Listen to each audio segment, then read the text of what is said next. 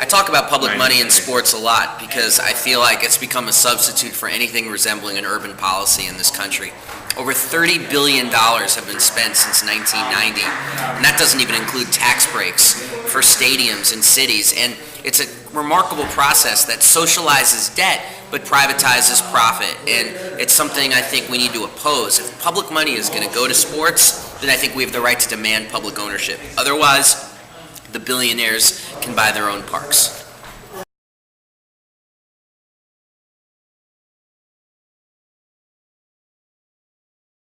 The fight for immigrant rights is so important in sports because so many immigrants are actually an intrinsic part of the games we watch. I mean, I think a lot of fans out there who might oppose immigrant rights and say they're against immigrants or they're against Muslims or Arabs, do they even realize that Muhammad Ali, of course, is a practicing Muslim? Do they even realize that 27.7% of major league players were born outside the United States?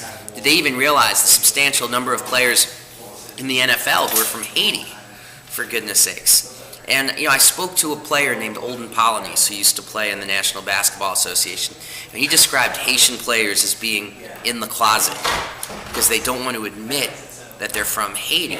And so there's this pressure on players to actually deny where they're from and try to over-assimilate, when in reality, I think we're at a point where players have to be loud and proud about where they're from and get out of their national closets and be proud of who they are, because we're living in a time in this country where the anti-immigrant rhetoric from Wasilla to Washington, D.C. is so intense. We need people to be able to say, hey, wait a minute, unless you're Native American or you came over here in chains, you are an immigrant as well.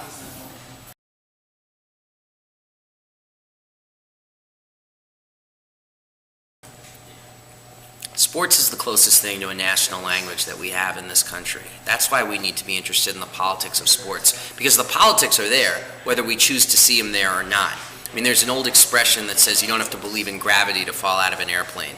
I mean, if you think politics have nothing to do with sports, you can think that all you want. You could think the sky is green, you could think the sun is blue. It doesn't change the fact that sports is incredibly political. I mean, I come from a town where people root for a team called the Redskins, for goodness sakes. That's not political. When you think about military flyovers before football games, that's not political. I mean, all of these things are very political. I mean, even the public funding of stadiums, the price of tickets, these are all very political things.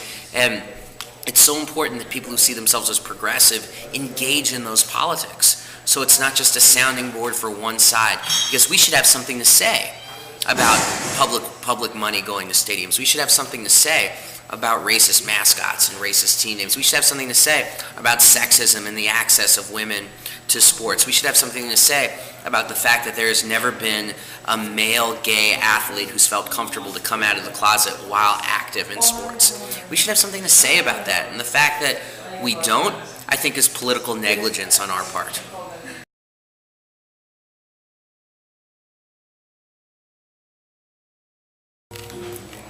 Jerry Reinsdorf, the owner of the Chicago White Sox, got his stadium completely paid for by the city of Chicago, by the state of Illinois.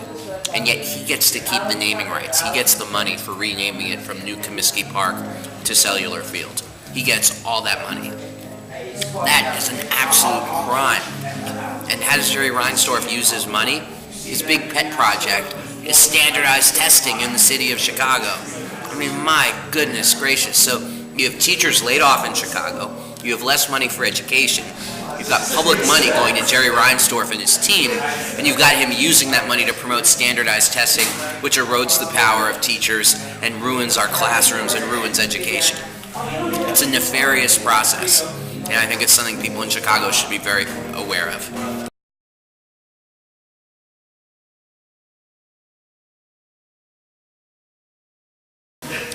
I gotta go with the White Sox over the Cubs.